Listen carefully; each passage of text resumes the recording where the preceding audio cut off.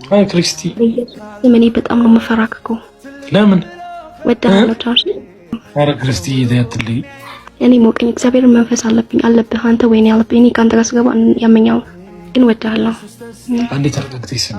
ጌታ እኮ ኃጢአትሽን እኮ አይደለም ያየው በአንቺና በእግዚአብሔር መሃል ገደቡ ኃጢአት ሳይሆን አለመፈለግ ካልሆነ በቀር ሁሉም ሰው ካንቺ በላይ ኃጢአት ሰርቷል። ስለዚህ ሐሳቤ እንዳትኮነኝ ነው። አሁን እኔ ካንቺ የምበልጥ ሰው ምናምን ሆኜም አይደለም እዚህ ጋር ወጥቼ ስለ ጌታ እንዲሰብክ ምናምን ጀስት ልቤን ከፍቼ ለጌታ ሰጠሁት፣ እሱ ተጠቀመበት እንጂ ካንቺ ባስኩን ኃጢአተኛ ብልኩ ማድረጉን ስለማቅ ማለት ነው። አንቺ እንደውም ሶሻል ሚዲያ ላይ ግልጽ ሆነሽ ነው እያረግሻለሽ።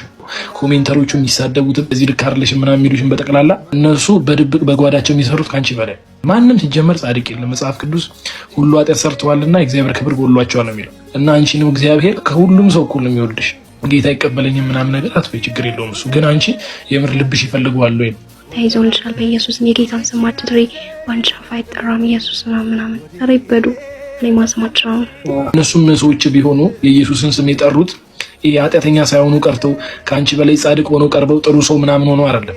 ነገር ግን እነሱ ምን አደረጉ ካልሽ ልባቸውን ከፈቱ ለእግዚአብሔር። እኔ ኃጢአተኛ ነኝ አልችልም ብለው ሲመጡ እግዚአብሔር አገዛቸው። ለዛ ነው መጽሐፍ ቅዱስ ለትሑታን ጸጋን ይሰጣል አይደል የሚለው።